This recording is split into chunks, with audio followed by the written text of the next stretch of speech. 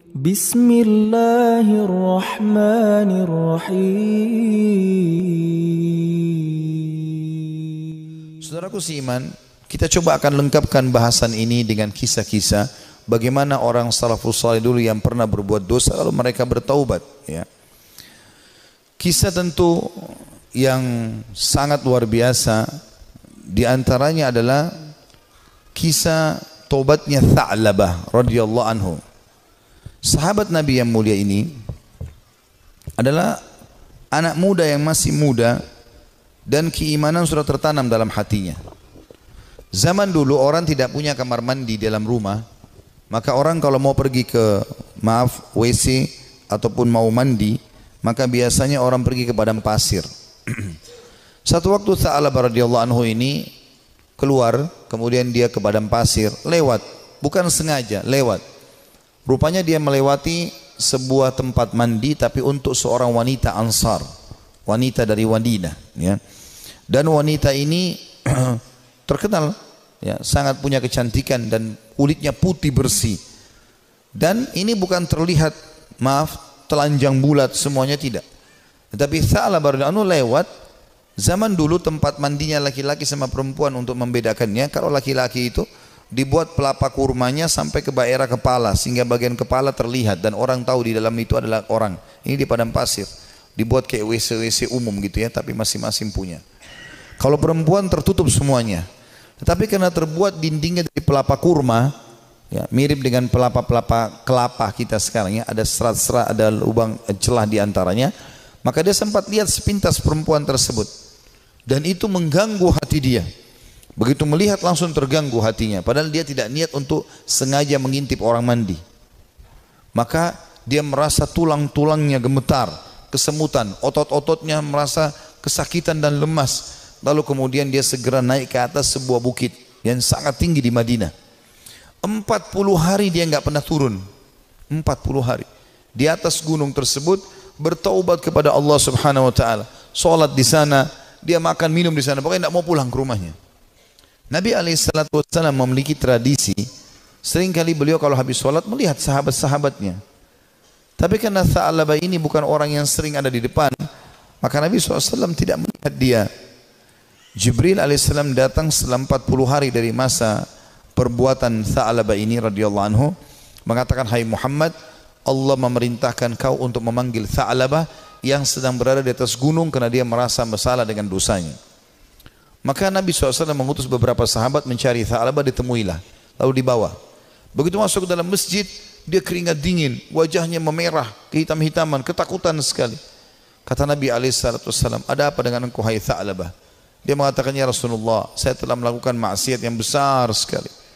Kata Nabi SAW, rahmatnya Allah lebih luas, ya. Kemudian waktu itu diiqamahkan solat, maka solat Nabi SAW bersama para sahabat Tha'labah pun ada. Sementara solat Nabi SAW membaca ayat tentang neraka, maka Tha'labah pun pingsan dalam solatnya, pingsan. Setelah itu habis solat para sahabat menyampaikan, Nabi SAW datang membangunkan. Setelah bangun kata Nabi SAW, "Ada apa dengan kau, hai Tha'labah?"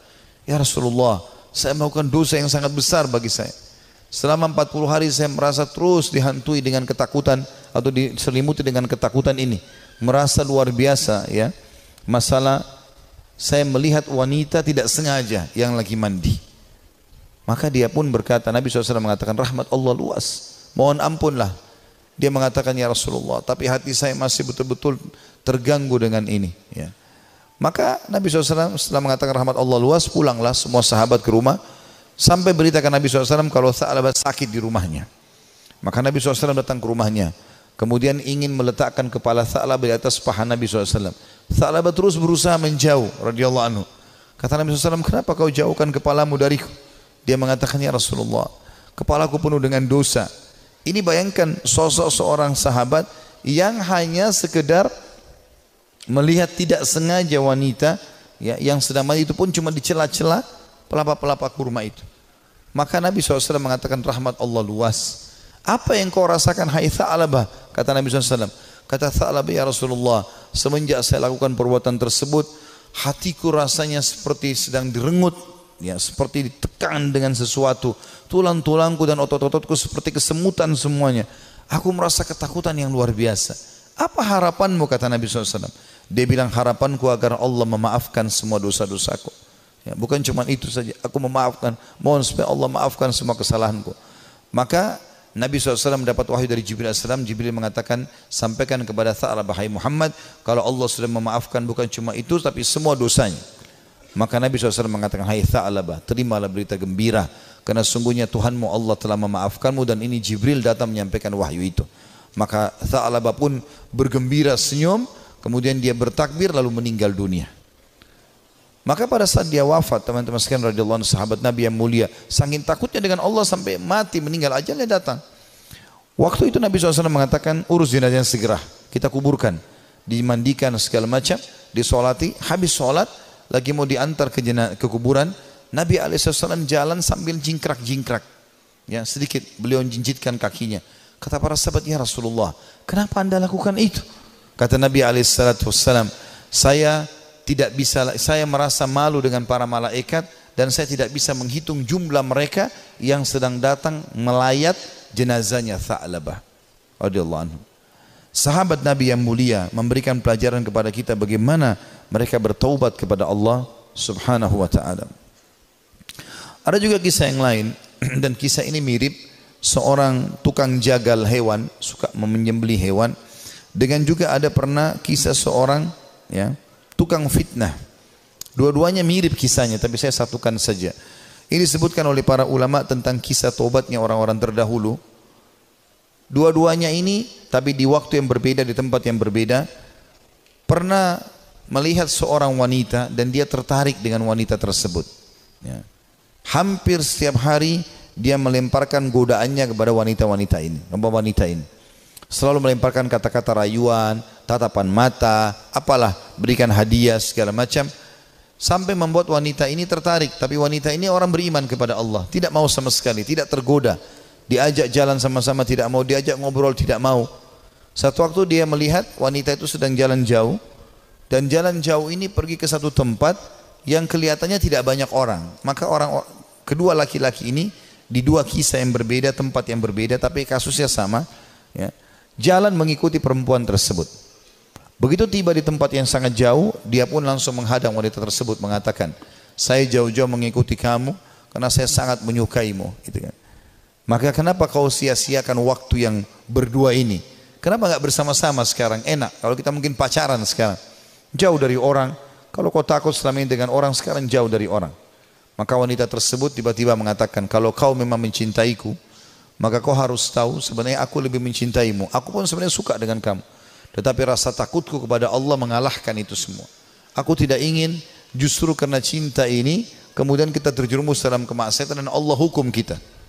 Maka dengan kalimat itu saja laki-laki ini tersentuh. Lalu dia mengatakan, subhanallah, yang telah memberikan peringatan kepadaku melalui lisanmu. Kau takut kepada Allah dan aku tidak takut kepada Allah. Lalu laki-laki tersebut meninggalkan si perempuan tadi, dan semenjak itu dia bertobat kepada Allah Subhanahu wa ta'ala, tidak mau lagi mengenal kecuali yang halal dari mereka. Seorang salafus saleh yang lain yang luar biasa, dia karena takutnya dengan fitnah wanita, maka dia mengatakan, ya Allah, jadikanlah seluruh wanita yang tidak halal bagiku, ya, tidak ada perbedaan, atau hilangkan syahwatku dari seluruh wanita yang tidak halal bagiku. Maka dia mengatakan, demi Allah, Allah kabulkan doa saya sehingga tidak ada syahwat kecuali pada istri saya saja, pada yang halal, dan tidak ada bedanya antara wanita yang tidak halal bagiku dengan sebuah tembok. Artinya betul-betul mereka ingin menjaga diri dari perbuatan yang salah. Dinukil kisah yang lain, seorang anak muda. Ini kenapa saya sebutkan banyak kisah anak muda, karena memang anak-anak muda yang banyak terjerumus dalam kemaksiatan, karena mereka punya potensi, energi, ya, banyak sekali kesempatan, dan ingin tahu sesuatu itu lebih besar daripada orang yang sudah berumur. Walaupun memang orang berumur pun bisa terjadi, tapi umumnya orang kalau sudah tua khawatir berbuat dosa. Maka ada seorang anak muda selalu berbuat maksiat di zaman Nabi Musa alaihissalam, sibuk dengan dosa-dosa yang dia lakukan. Setiap hari diingatkan, Nabi Musa tidak mau tahu. Sampai masyarakat dari Bani Israel pun sudah merasa ini orang tidak ada lagi solusinya nih. Ini sudah tidak ada solusinya orang ini. Maka mereka mengeluh kepada Musa alaihissalam. Allah pun berfirman kepada Musa melalui Jibril alaihissalam, usir anakmu itu dari negerimu. Tidak boleh lagi ada di sana dia. Maka Musa alaihissalam menyampaikan kepada Bani Israel, kalau Allah sudah menurunkan firman-Nya menyuruh anak muda ini diusir. Maka anak muda pun itu diusir dari kota tempat Nabi Musa alaihissalam dengan Bani Israel tinggal. Terus saja dia jalan sampai tiba di sebuah padang pasir yang luas. Kemudian dia merasa dirinya sakit, lemah, terpukul karena jauh dari orang-orang. Maka dia pun lalu berkata, ya Allah, jangan engkau haramkan aku dari rahmat-Mu. Aku tahu aku telah berbuat dosa, tapi rahmat-Mu jauh lebih luas. Aku bertobat dan beristighfar kepadamu dari seluruh dosaku ya Allah. Maka maafkanlah aku. Terus dia ucapkan permohonan maafnya kepada Allah. Sampai 3 hari berturut-turut, setelah itu dia meninggal dunia si anak muda ini. Setelah dia meninggal dunia sendirian di padang pasir itu dengan kondisi menyesali kesalahannya, maka dia pun Musa pun alaihissalam didatangi oleh Jibril. Jibril mengatakan, hai Musa, Tuhanmu Allah memberikan perintah kepadamu agar engkau keluar ke padang pasir ini dan itu disebutkan cirinya. Di sana ada satu wali Allah yang Allah suruh kau mengurus jenazahnya. Maka Musa alaihissalam pun keluar ke padang pasir yang ditunjukkan. Begitu tiba di sana tidak dilihat kecuali anak muda tadi yang memang dianggap orang ini buruk di tengah-tengah Bani Israel. Maka pada saat itu pun Musa alaihissalam mengatakan, ya, Jibril alaihissalam mengatakan kepada Musa, sesungguhnya orang ini telah bertobat selama berapa hari? 3-4 hari meninggalkan negerimu dan Allah terima taubatnya. Maka Musa alaihissalam pun mengurus jenazahnya kemudian menguburkan dia. Begitu luasnya rahmat Allah subhanahu wa ta'ala. Bagi orang yang masih melakukan kemaksiatan dan berpikir bahwasanya susah untuk bertaubat, tidak ada yang susah teman-teman sekalian. Kita akan kisahkan sekarang seorang tokoh tabi'in yang masyhur, Fudail bin Iyad rahimahullah. Orang ini sangat unik ceritanya, karena dulunya dia adalah perampok jalanan. Saking mahirnya dia mencuri dan merampok sampai dia tidak butuh tim, sendirian. Dikatakan dalam kisah ini, Fudail bin Iyad sendirian, tidak butuh orang-orang lain untuk membantunya. Dan setiap kali ada kafilah mau lewat di tempat Fudail, pasti mereka ketakutan, lebih takut daripada melewati tempat yang lain. Karena Fudail bunuh, ambil hartanya, gak ada toleransi. Dan dia satu orang bisa mengalahkan sekian banyak orang dalam duel dan berperang. Sampai satu waktu ada satu kafilah, satu malam Fudail bin Iyad lagi nunggu-nunggu, ya, ada mangsa yang lewat, dia ingin mengambil dan merampok dari mereka. Di tengah jalan subhanallah, atau pas lagi nunggu ada kafilah yang lewat, bukan tengah jalan, ada kafilah yang lewat. Kemudian kafilah ini berbicara satu sama yang lain dan Fudail mendengarkan. Jangan kita lewat jalan sini karena ada Fudail bin Iyad, nanti dia akan mengganggu kita, ya, dan tidak bisa kita selamat dari dia. Bagaimana dengan keadaan keluarga dan harta kita? Dengan kalimat ini yang didengar oleh Fudail, Fudail mengatakan, begitu takutnya manusia padaku, gitu kan. Maka dia pun mengatakan, mulai hari ini ya Allah, aku berjanji aku tidak akan pernah mengganggu orang lain lagi. Dalam riwayat yang lain, Fudail lalu keluar, lalu menemui mereka, lalu mengatakan, akulah Fudail bin Iyad yang kalian sebutkan tadi. Dan karena perkataan kalian tadi, aku merasa aku telah menakut-nakuti manusia. Maka dengan itu aku akan berhenti dan tobat dan kalian akan jadi saksi. Lalu Fudail menghormati mereka menjadi tamu pada malam itu. Mulailah Fudail menyembelikan buat mereka hewan, dia berburu sendiri malam itu, dia sembelikan, dia biarkan mereka membuat kemah di sekitarnya. Setelah dia membakar makanan, dia menyiapkan makanan buat mereka, rupanya ada satu orang dari kafilah itu, orang saleh, membaca firman Allah subhanahu wa ta'ala yang berbunyi, ini disebutkan dalam surah Al-Hadid, ya, ayat 16. Yang Allah subhanahu wa ta'ala berfirman, a'udzubillahi minasyaitonirrajim, alam ya'ni lilladina amanu an takhsha qulubuhum lidzikrillah wa ma nazala minal haqq. Belumkah tiba saatnya bagi orang-orang beriman untuk tunduk hati mereka dan mereka tunduk hati mereka kepada zikrullah dan apa yang turun dari kebenaran dalam Al-Quran. Fudail bin Iyad orang Arab, dia faham betul makna ayat ini. Artinya, sampai kapan kamu mau lalai, kata Allah subhanahu wa ta'ala. Belum tibakah saatnya bagi orang beriman untuk tunduk hatinya dan berzikir kepada Allah dan apa yang diturunkan dari kebenaran dalam Al-Quran? Maka Fudail pun menangis mendengar ayat tersebut.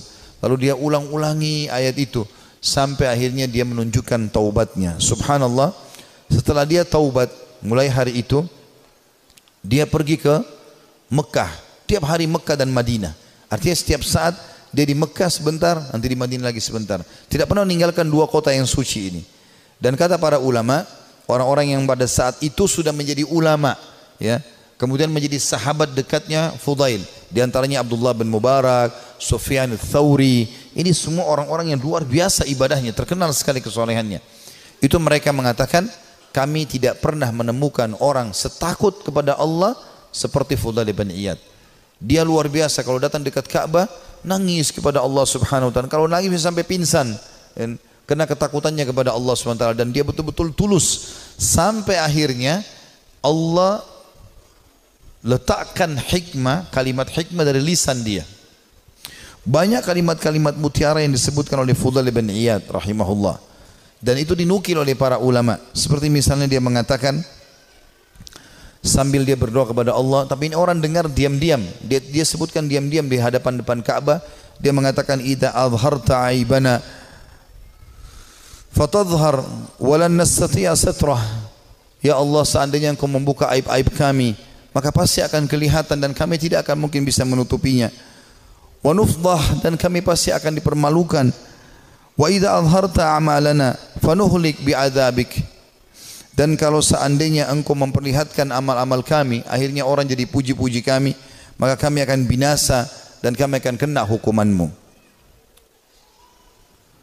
Kemudian dia juga menyebutkan dalam statementnya yang masyhur setelah dia taubat, kamu berhias untuk manusia, hai Fudail, berdandan untuk mereka, dan terus saja riya, pamer ibadah-ibadah sehingga mereka menilaimu saleh. Mereka menunaikan kebutuhanmu, kemudian melapangkan tempat duduk untukmu dan bermuamalah denganmu karena mereka salah duga. Kamu buruk bila demikian adanya. Artinya orang-orang akan menilai kau seakan-akan kau itu orang soleh, padahal sebenarnya tidak, ya. Dia terus menasihati dirinya agar jangan sampai dia lalai. Ibnu Mubarak berkata, Abdullah bin Mubarak setelah melihat ibadahnya Fudail bin Iyad yang tadinya penjahat besar, perampok jalanan, suka membunuh dan merampas harta orang, sesungguhnya Fudail merupakan bukti kebenaran kekuasaan Allah Azza wa Jal yang dimuncul dengan Allah atau Allah memunculkan hikmah melalui lisannya. Dia termasuk manusia yang dikaruniai manfaat dari amal-amalnya. Disebutkan dalam Syiar Alam Nubala di jilid 8 halaman 425. Artinya ini bukti nyata tanda-tanda kebesaran Allah. Tadinya penjahat besar, pembunuh, lalu dia taubat nasuha. Dia tinggalkan semua kesalahannya. Allah tidak mau tahu masa lalu orang, tapi Allah Subhanahu wa taala menilai sekarang ke depan. Fudail berkata kepada seseorang yang bertanya, bagaimana caranya supaya bisa menjadi takut kepada Allah sebagaimana Anda ini takut? Ya, Anda bisa taubat seperti ini, luar biasa.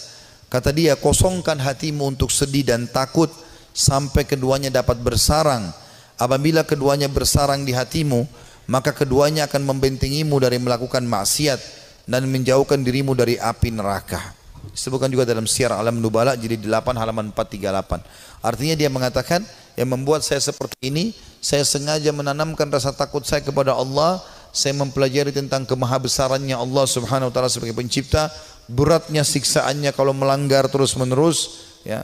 Kemudian saya biarkan tersarang dalam hati saya. Maka akhirnya itu membentengi saya dari kemaksiatan. Dia juga berkata, sedih karena Allah di dunia menghilangkan keresahan di akhirat, dan terlalu gembira di dunia menghilangkan manisnya ibadah. Nah, artinya dia mengatakan sedih karena Allah di dunia, maksudnya merasa rindu dengan surga, takut dengan dosa, menghilangkan keresahan di akhirat. Tidak akan mungkin bersatu antara dua kesedihan, gitu kan. Dan terlalu gembira dengan dunia, tidak pernah ada cobaannya misalnya. Tapi walaupun tidak mungkin, ya pasti manusia akan diuji oleh Allah SWT supaya dia tidak terlalu bergantung pada dunia ini. Dan terlalu gembira dengan dunia berlebih-lebihan sampai terbahak-bahak, sampai luar biasa merasa hidupnya harus selalu kegembiraan, padahal itu juga tidak mungkin terjadi. Maka akan membuat, ya, atau menghilangkan manisnya ibadah. Dia juga menasihati dirinya setelah dia taubat, mengatakan, wahai jiwa, kasihan kamu ini. Kau selalu berbuat buruk, namun kau mengira dan merasa dirimu baik. Kamu tidak tahu, tetapi merasa selevel dengan ulama. Kamu kikir, tapi kamu merasa dirimu dermawan. Kamu bodoh, tapi kamu merasa pintar dan cerdas. Ajalmu pendek, tapi angan-anganmu sangat panjang. Ya, ini kalimat-kalimat mutiara yang luar biasa. Rupanya setelah dia bertaubat kepada Allah Subhanahu wa taala, Allah berikan kalimat-kalimat ini kepadanya, ya. Dia mengatakan, saya ulangi, wahai jiwa, kasihan kamu. Kau berbuat buruk, namun kau mengira dirimu berbuat baik. Artinya, amal-amal yang kau kerjakan ini masih kurang. Tapi kenapa kau selalu merasa bangga? Ini dia nasihati dirinya sendiri. Karena ada orang kadang-kadang begitu, dikuasai oleh syaitan, dia merasa bangga. Saya sudah haji sekian kali, saya sudah pernah bersedekah ini dan itu, saya pernah bangun masjid satu masjid itu terus yang dibahas. Apa saja semuanya dibanggakan. Maka dia menasihati dirinya supaya dia terus termotivasi mau ibadah.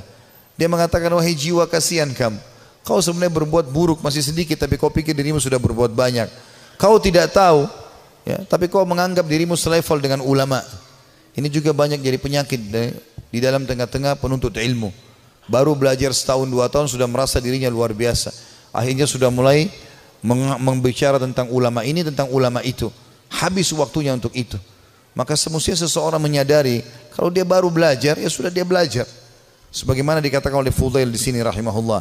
Beliau mengatakan, kau tidak tahu tapi kau merasa dirimu selevel dengan ulama.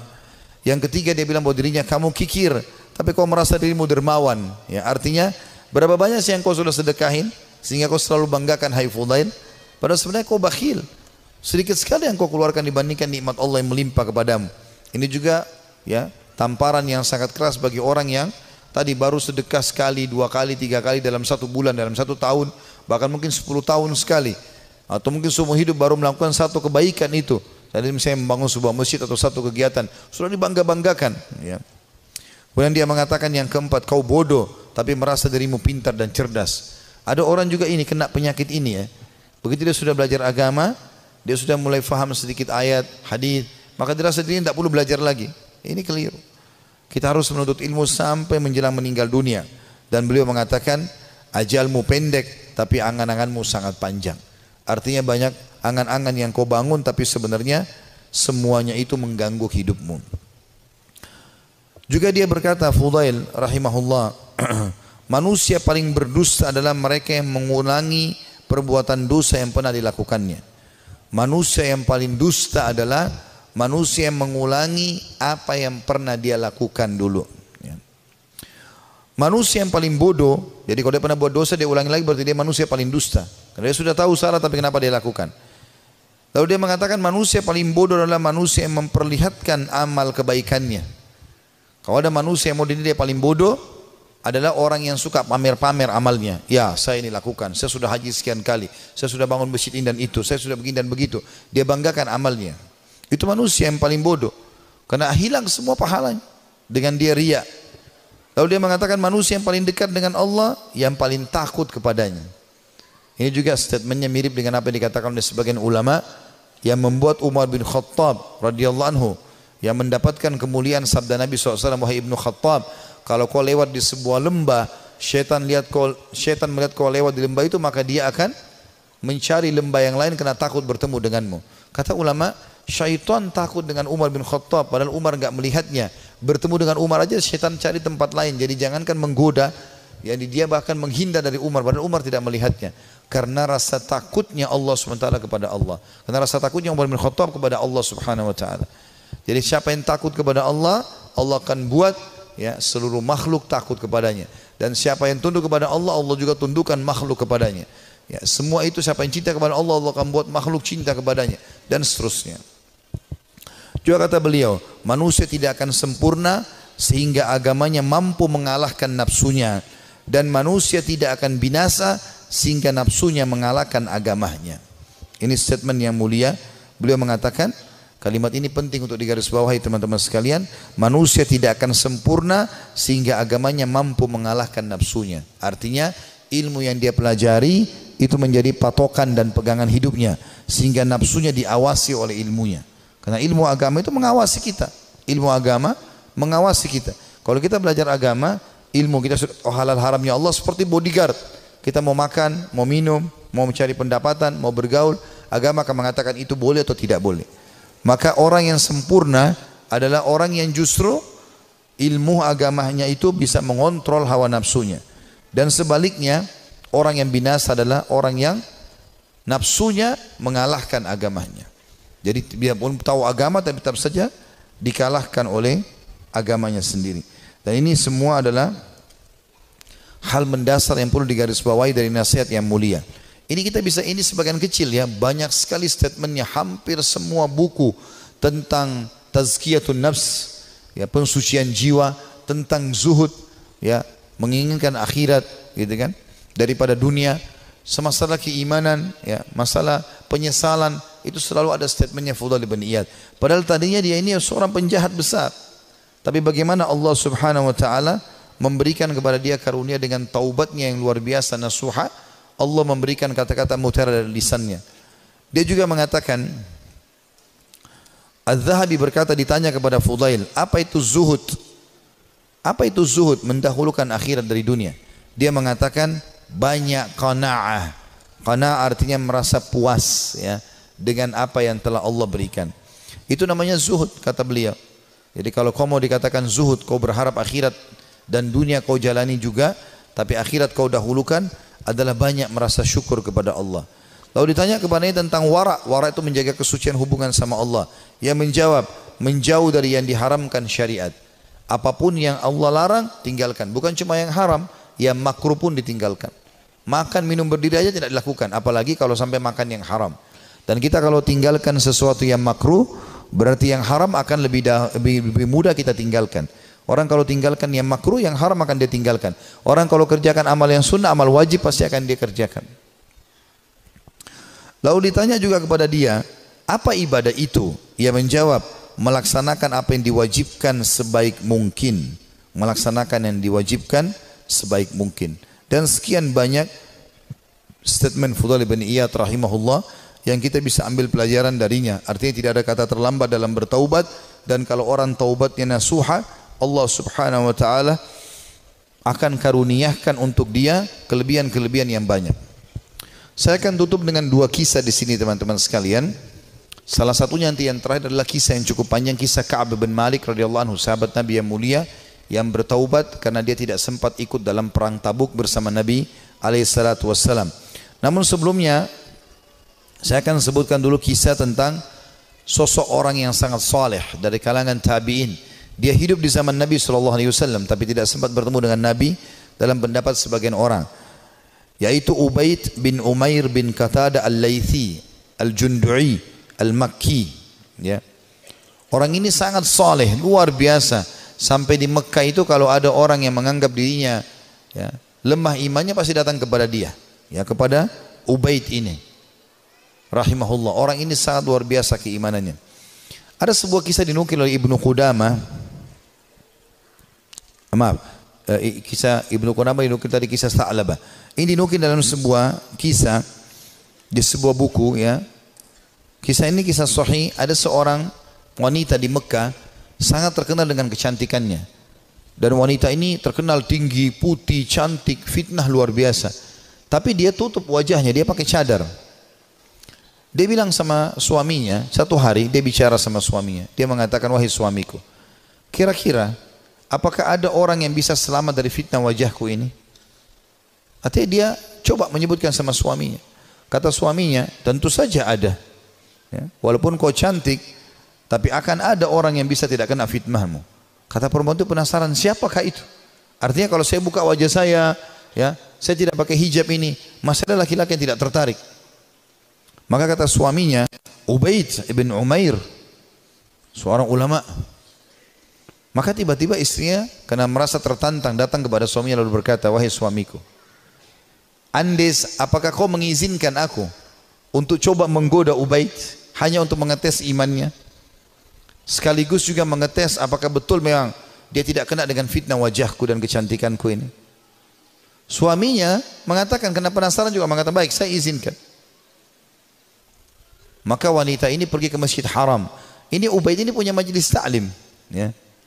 di Masjid Haram, ulama besar. Tidak pernah sama sekali berbuat dosa dalam kisahnya, dalam kisah hidupnya. Allahu alam kalau yang dinukil dari kisah yang lain, tapi dia disebutkan orang yang sangat soleh. Kemudian datanglah wanita ini lalu mengatakan, saya punya pertanyaan Syekh. Kata dia, silahkan. Dia bilang, tapi pertanyaan ini pribadi, maka saya tidak bisa menanyakan di depan orang. Kalau bisa, saya akan meminggir dengan anda di salah satu sudut masjid ini. Karena perempuan ini terus menunjukkan kesedihannya, menangis, maka Ubaid mengatakan, baiklah, tapi tetap di depan umum, bukan berduaan-duaan khalwat. Di tiang masjid, di sebelah situ ada sekitar jemaah. Tiba-tiba wanita ini pada saat duduk depan Ubaid membuka cadarnya, dan memang terlihat kecantikan yang luar biasa. Maka Ubaid rahimahullah mengalihkan wajahnya, sambil kata Ubaid mengatakan, apa yang kau lakukan? Bukankah kau bertanya, kenapa kau membuka cadarmu? Dia mengatakan, sebenarnya wahai Syekh Ubaid, saya mencintaimu dan saya menyukaimu, maka aku datang untuk menawarkan diri.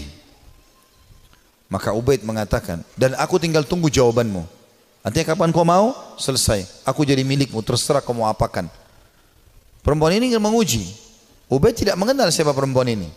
Subhanallah, dia mengatakan, saya akan jawab pertanyaanmu itu kalau kau menjawab 5 pertanyaanku. Kata Ubaid rahimahullah, tapi sambil buang muka, enggak dilihat ke wajah wanita ini. Wanita tersebut menggambarkan Ubaid tidak melihat sedikit pun ke wajahku. Padahal wanita ini depan matanya dan sangat cantik. Maka kata wanita tersebut, tanyalah. Kata Ubaid rahimahullah, jadi tadi dia memang bilang waktu dalam majelis, saya punya masalah, saya mau minta nasihat. Padahal dia cuma mau berbohong wanita ini, tapi hanya mendapatkan nasihat yang benar. Apa kata Ubaid rahimahullah? Andai saja bertepatan pada saat sekarang malaikat maut datang ingin mencabut ruhmu, apakah kau akan menawarkan hal yang sama padaku? Kalau memang kau sedang berhadapan dengan malaikat maut? Kata wanita tersebut, tentu tidak.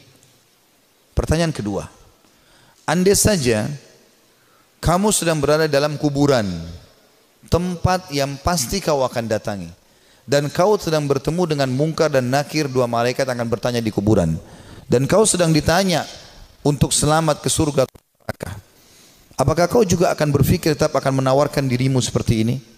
Dia mengatakan tidak.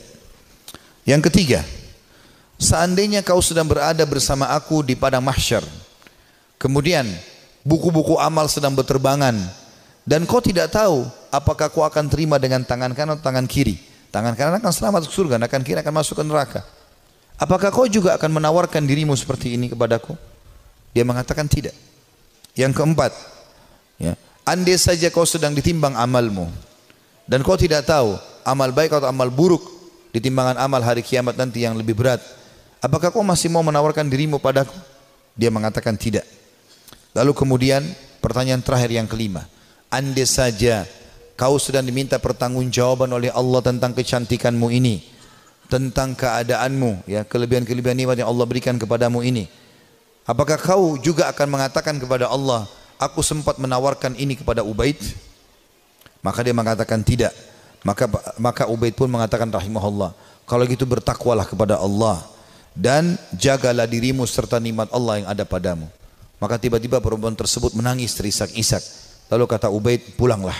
Lalu Ubaid berdiri tanpa melihat sedikit pun ke wajah wanita tersebut. Setelah dia pergi, wanita itu pulang ke rumahnya. Suaminya sudah menunggunya, ingin mengetahui berita apa yang ada sebenarnya. Maka setelah dia pulang, suaminya kaget melihat matanya merah, menangis. Kata suaminya, apa yang terjadi wahai istriku? Dia mengatakan, sungguh aku akan binasa wahai suamiku. Aku tadinya niat ingin bermaksiat kepada Allah, Allah menuruskanku justru melalui Ubaid. Dan sungguh Ubaid adalah orang saleh. Dan semenjak hari itu perempuan itu tidak pernah dandan lagi sama sekali sampai ajal datang menjemputnya. Teman-teman sekalian, orang yang saleh, orang yang tulus kepada Allah Subhanahu wa taala, memang orang-orang yang justru tidak mudah tergoda. Kalau antum hanya sekedar dengan godaan sedikit mudah tergoda, itu masih orang biasa. Tapi kita harus menjadi orang yang luar biasa memang. Tidak boleh mudah tergoda. Allah Subhanahu wa taala menyebutkan tentang ahli surga di dalam firman-Nya pada saat mereka masuk ke dalam surga nantinya di hari kiamat, itu disebutkan malaikat akan masuk dari semua pintu-pintu istana mereka. Dan mereka akan berkata para malaikat, salamun alaikum bima sabartum fa ni'ma uqbad dar. Selamat buat kalian, keselamatan buat kalian atas kesabaran kalian, dan ini sebaik-baik tempat untuk kembali, surga maksudnya. Kata ulama tafsir, yang dimaksud dengan makna malaikat akan berkata, ya, selamat atas keselamatan, atas kesabaran kalian, karena mereka sabar dalam 3 hal. Ini butuh kesabaran teman-teman sekalian. Yang pertama, sabar dalam mengerjakan ketaatan. Untuk bangun sholat, untuk tutup aurat, mencari pendapatan halal, ya, itu semua butuh kesabaran. Duduk di majelis ilmu seperti ini butuh kesabaran. Bangun sholat malam butuh kesabaran. Bersedekah padahal kita butuh kesabaran. Berbakti dengan orang tua yang sudah sangat tua butuh kesabaran. Konsisten dengan kejujuran butuh kesabaran. Perjuangan semuanya butuh sabar. Ini sebab masuk surga karena kesabaran. Yang kedua, sabar dalam menolak kemaksiatan.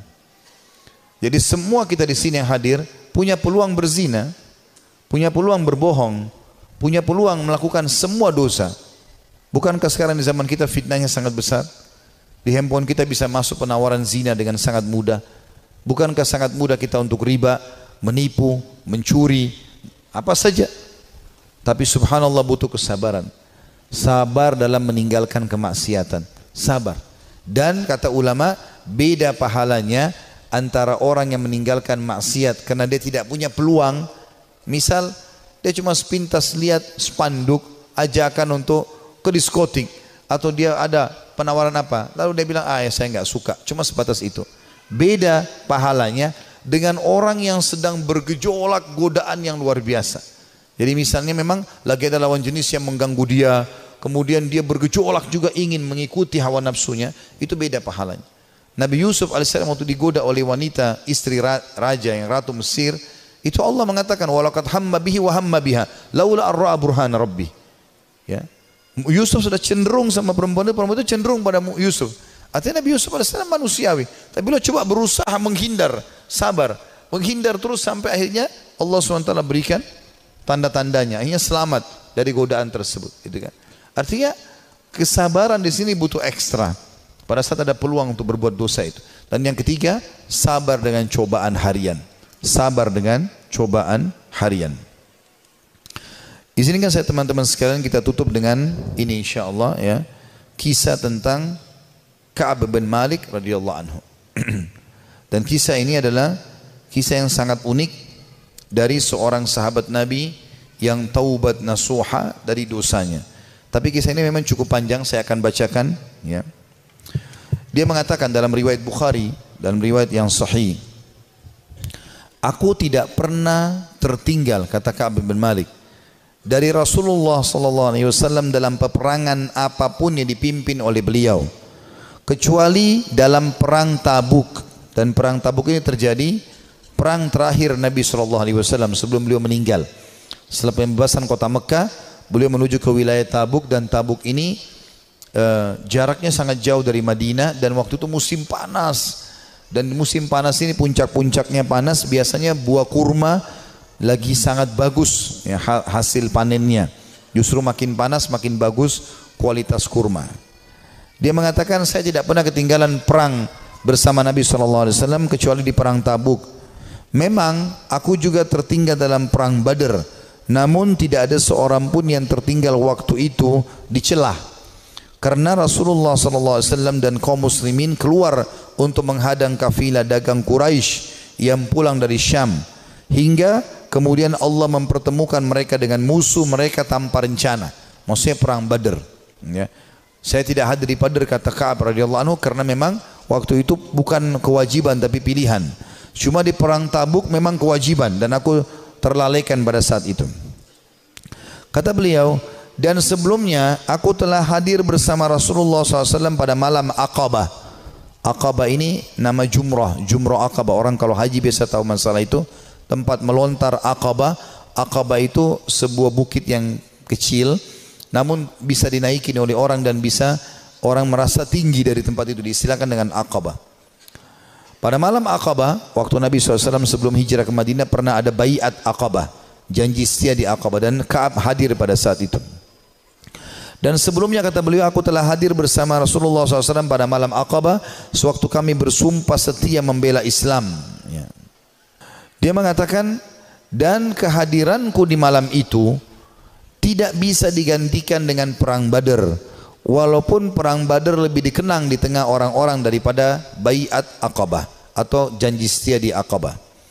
Dan di antara kisah hidupku adalah ketika aku tertinggal dari Rasulullah SAW pada perang Tabuk, aku tidak pernah merasa lebih kuat dan lebih mampu daripada keadaanku ketika aku tertinggal dari perang itu.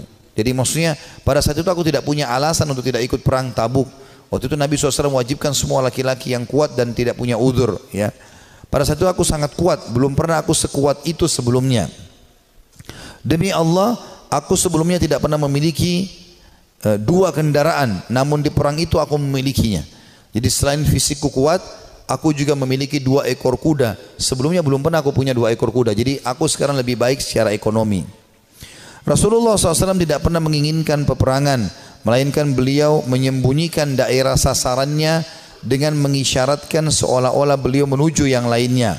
Hingga pada perang itu Rasulullah SAW berperang menuju Tabuk dalam musim yang sangat panas dan menghadapi perjalanan yang sangat jauh menempuh padang pasir. Dan menghadapi jumlah pasukan yang sangat besar, beliau menjelaskan kepada kaum muslimin tentang urusan mereka yang sangat serius, agar mereka bersiap-siap dengan segala perbekalan mereka untuk menghadapi perang. Beliau menjelaskan kepada mereka arah mana yang hendak beliau tuju. Artinya pada saat itu Nabi SAW mewajibkan semua laki-laki, dan Nabi mengingatkan, ini yang kita datangi pasukan Romawi, jumlahnya sampai 250.000 personil. Jumlah sahabat itu sekitar 30.000 saja, ya. Maka Nabi SAW ingatkan para sahabat waktu itu, orang-orang Islam, kata Ka'ab radhiyallahu anhu, yang bersama Rasulullah SAW sangat banyak, dan mereka tidak didaftar dalam buku induk, atau maksudnya buku induk negara, ya. Ka'ab berkata, melanjutkan, maka hampir tidak ada yang ingin absen dari perang, kecuali dia menduga bahwa hal itu tidak akan diketahui selama tidak ada wahyu yang Allah jelaskan atau turunkan. Rasulullah SAW lalu berangkat ke perang itu ketika buah-buahan sedang masak dan pohon-pohon menjadi rindang. Ya, perlu kita ketahui penduduk Madinah, kebetulan Ka'ab juga orang Madinah, pendapatan utama mereka adalah kurma. Pendapatan utama mereka adalah kurma. Dan pada saat itu musim panas dan puncak-puncaknya kurma akan panen. Sekitar 2-3 hari lagi akan panen. Tiba-tiba Nabi SAW bilang, jihad, sekarang kita harus keluar. Maka ini ujian yang sangat luar biasa. Beliau mengatakan Rasulullah SAW berangkat pada perang itu ketika buah-buahan sedang masak dan pohon-pohon menjadi rindang. Maka aku lebih cenderung kepadanya, kepada hasil panen. Rasulullah SAW dan kaum muslimin yang bersamanya sedang berkemas-kemas, dan aku pun segera pulang untuk bersiap-siap bersama beliau. Tapi setelah aku pulang, aku tidak melakukan apa-apa. Aku berkata dalam hati, aku bisa melakukannya kapan saja aku mau. Begitulah keanggapan terus mengergapku, hingga orang-orang terus berbenah dengan serius. Maka pada pagi harinya Rasulullah SAW dan kaum muslimin bersamanya berangkat menuju perang. Sementara aku belum melakukan persiapan apa-apa. Kemudian aku beranjak lalu kembali tapi tanpa melakukan apa-apa. Hal itu membuat akhirnya aku tidak berangkat dan aku tertinggal. Dan aku bertekad akan menyusul mereka, ya, pada saat tiba di sore hari. Dan seandainya saja aku lakukan itu, maksudnya menyesal, coba aku lakukan, ya. Namun kemudian hal tersebut tidak ditakdirkan untukku. Maka ketika aku keluar ke tengah manusia setelah keberangkatan Rasulullah SAW, aku merasa bersedih karena aku tidak melihat seorang panutan untukku kecuali laki-laki yang tercelah karena kemunafikannya, atau orang yang diterima uzurnya dari Allah SWT dari kalangan orang-orang yang lemah. Rasulullah SAW tidak menyebut-nyebutku hingga beliau sampai di Tabuk. Beliau bersabda sambil duduk di tengah pasukan Tabuk, apa yang dilakukan oleh Ka'ab bin Malik? Maka salah seorang dari Bani Salamah berkata, wahai Rasulullah, dia tertahan oleh pakaian burdahnya dan sibuk melihat kedua sisi tubuhnya. Maksudnya dia tidak ada uzurnya untuk tidak keluar bersama anda. Maka Mu'adz bin Jabal berkata kepadanya, sungguh buruk apa yang telah kamu ucapkan. Demi Allah ya Rasulullah, kami tidak mengetahui apa yang ada padanya melainkan kebaikan. Jadi Mu'adz di sini membela Ka'ab, mengatakan dia orang baik ya Rasulullah. Maka Rasulullah SAW diam. Tak kala beliau dalam keadaan seperti itu, tiba-tiba beliau melihat dari kejauhan seorang laki-laki yang mengenakan pakaian putih yang terlihat bergerak terombang-ambing oleh fata morgana. Maka Rasulullah SAW bersabda, orang itu adalah Abu Haythama. Ternyata benar dia adalah Abu Haythama Al-Ansari, orang yang bersedekah dengan satu sak kurma ketika dicela oleh orang-orang munafik. Jadi pada saat Nabi SAW menyuruh orang-orang untuk berinfak ya, untuk perang Tabuk, orang-orang munafik hadir di situ, tapi orang munafik tidak berinfak. Mereka cuma mencaci maki saja. Ya. Ada orang yang datang membawa satu kain besar berat, diangkat jatuh, dikasih kepada Nabi SAW. Orang-orang munafik mengatakan riya. Lalu Abu Haythama ini datang radhiyallahu anhu membawa cuma satu keranjang kecil, satu piring kecil kurma, isinya cuma 3-4 butir kurma. Lalu dihidangkan, ya Rasulullah, ini buat jihad di jalan Allah. Maka orang munafik juga menghina Abu Haythama sambil mengatakan, ya, untuk apa ini? Mau diapakan dengan 3-4 butir kurma? Tapi akhirnya Allah Subhanahu wa taala memuji karena infaknya itu. Ka'ab berkata, tak kala sampai berita kepadaku bahwa Rasulullah SAW telah pulang dari Tabuk, kesedihanku datang lagi. Aku mulai mengingat dusta dan berkata, aku ingin berdusta dan berkata, dengan apa? Aku mengingat dusta dan berkata, dengan apa bisa lolos? Dengan apa aku bisa lolos dari kemurkaan beliau besok? Untuk itu aku meminta bantuan kepada semua orang cerdik pemikiran dari keluargaku. Maka tak kala diberitahu bahwa Rasulullah SAW telah mendekati Madinah, hilanglah dariku segala pikiran yang batil, hingga aku benar-benar mengetahui bahwa aku tidak akan selamat dari beliau dengan apapun selamanya. Maka aku bertekad untuk bersikap jujur kepada beliau. Rasulullah SAW tiba pada keesokan harinya, dan biasanya apabila pulang dari safar, beliau memulai dengan masjid. Dan beliau sholat 2 rakaat, kemudian duduk di hadapan orang-orang. Ketika beliau melakukan demikian, orang-orang yang tidak ikut perang mendatangi beliau untuk menjelaskan uzurnya dan bersumpah kepada beliau. Mereka bersumpah, mereka berjumlah kurang lebih 80 orang yang tidak ikut berperang di perang Tabuk. Maka beliau menerima lahir mereka, membaiat mereka dan memohon ampun untuk mereka, serta menyerahkan rahasia mereka kepada Allah Subhanahu wa taala. Hingga aku datang. Tak kala aku mengucapkan salam, beliau tersenyum dengan senyuman orang yang marah. Kemudian beliau berkata, kemarilah. Aku datang berjalan hingga aku duduk di hadapan beliau. Beliau sallallahu alaihi wasallam berkata kepadaku, kata Ka'ab, apa yang membuatmu tidak ikut serta dalam perang Tabuk? Bukankah kamu telah membeli kendaraanmu, ada kudamu? Ka'ab berkata, aku berkata, wahai Rasulullah, sesungguhnya aku demi Allah, seandainya aku duduk di hadapan orang selain anda dari penduduk dunia, pasti aku yakin bahwa aku akan lolos dari murkahnya dengan sebuah alasan, karena aku telah diberi kemampuan untuk berdebat.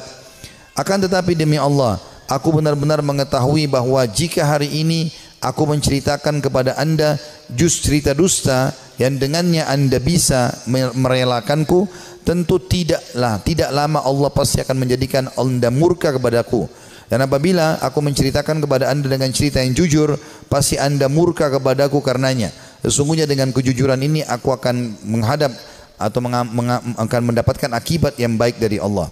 Demi Allah aku tidak punya uzur. Demi Allah aku merasa tidak pernah sekuat dan sekaya daripada keadaanku sekarang pada saat aku tidak ikut Tabuk bersama anda. Maka Rasulullah SAW bersabda, adapun orang ini maka ia telah berkata jujur, maka berdirilah hingga Allah memberikan keputusan kepadamu. Ringkas cerita ini cukup panjang, saya ringkaskan. Maka Ka'ab pun berkata, aku pun merasa plong karena merasa jujur dengan Nabi SAW. Walaupun pada saat itu turun wahyu memperingatkan Nabi SAW untuk memboikotku dengan kedua temanku. Jadi kebetulan ada 2 temannya dari 80 orang tadi yang dianggap orang yang sangat dekat dengan Nabi SAW dan tidak ada punya uzur untuk hadir. Maka kata Ka'ab, kedua orang temanku ini dan aku disuruh boikot oleh Nabi SAW. Maka tidak dijawab salam kami, tidak senyum pada kami, tidak ada yang salaman pada kami. 3 orang ini. Kata Ka'ab radhiyallahu anhu, terus saja ya berlalu beberapa hari sampai aku masuk ke masjid. Kalau kedua temanku menangis di rumahnya dan tidak pergi sholat di masjid, sementara aku sendiri tetap masuk ke masjid dan aku menemukan semuanya orang membuang wajah, tidak ada yang salam. Dan pada saat aku melihat ke arah Nabi SAW, Nabi SAW membuang wajahnya. Tapi kalau aku sedang tidak lihat ke arah Nabi, Nabi sedang melihat ke arahku. Aku terus saja berjalan dalam kondisi tersebut. Rasanya jantungku, ya hidupku sempit karena betul-betul diboikot pada saat itu. Setelah berjalan kurang lebih 30 hari, sebulan dari masa itu, maka datang perintah dari Nabi SAW, perintah dari Allah agar ketiga orang ini menjauhi istri-istri mereka, termasuk Ka'ab. Maka mereka pun ya melakukan itu. Kata Ka'ab waktu datang utusan Nabi SAW, apakah Nabi menyuruh aku menceraikan istriku? Kata Nabi SAW, kata utusan Nabi SAW, tidak, sama sekali tidak. Tidak ada sama sekali perintah untuk menceraikan, kamu hanya disuruh pisah saja. Kemudian kedua sahabatku, kata Ka'ab, memohon kepada Nabi SAW agar istri-istri mereka memohon kepada Nabi SAW untuk tetap bisa serumah walaupun tidak ada biologis, tapi melayani makan dan minum suaminya. Lalu Nabi SAW izinkan, tapi tidak ada biologis di antara mereka. Lalu kata orang-orang kepada Ka'ab, hai Ka'ab, kenapa kau tidak minta seperti dua sahabatmu tadi? Minta agar ya Nabi SAW izinkan istrimu melayani walaupun tidak ada biologis. Kata dia, tidak demi Allah, saya akan menjalani hukuman ini semaksimal mungkin supaya juga pengampunannya maksimal. Kata Ka'ab, dalam kondisi seperti itu, satu Madinah memboikot, istriku juga tidak boleh serumah denganku, maka aku menemui seseorang yang datang dari luar Madinah lalu teriak-teriak sambil mengatakan, mana Ka'ab bin Malik, mana Ka'ab bin Malik. Begitu aku melihat orang tersebut, aku mengatakan aku Ka'ab.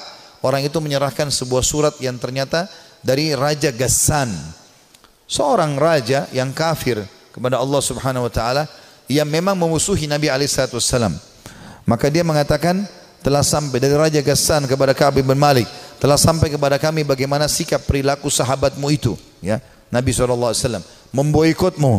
Maka kalau kau datang kepada kami akan muliakan kamu, kami akan berikan kamu kedudukan, ya datanglah kepada kami. Maksudnya disuruh murtad, tinggalkan agama Islam, datang kepada Ghassan. Maka kata Ka'ab, demi Allah ini cobaan yang lain, aku akan bersabar. Lalu dia membuang dan membakar surat tersebut. Berjalan waktu, kata Ka'ab, saya terus aja datang ke masjid, aku datang ke masjid, sholat, dan tetap saya tidak bisa buat apa, dan rasanya dada ini sudah sempit luar biasa. Sampai puncaknya di hari ke-50. Di hari ke-50. Setelah 50 hari kami diboikot, dan aku kebetulan lagi ada di depan rumahku, baru selesai mengerjakan sholat duha, kemudian tiba-tiba turun wahyu kepada Nabi SAW menerima taubat kami bertiga. Maka dua orang sahabat Nabi dan aku tidak bisa melupakan itu, ya, datang dan mereka berlumba-lumba, yang satu menunggangi unta, yang satu berlari, saking gembiranya ingin menyampaikan berita gembira kepada Ka'ab. Maka dua-dua berlari, karena yang naik kuda lebih cepat, maka yang di atas yang sedang berlari pakai kaki, ya itu naik ke atas pohon kurma lalu teriak dari jauh, wahai Ka'ab, terimalah berita gembira, terimalah berita gembira.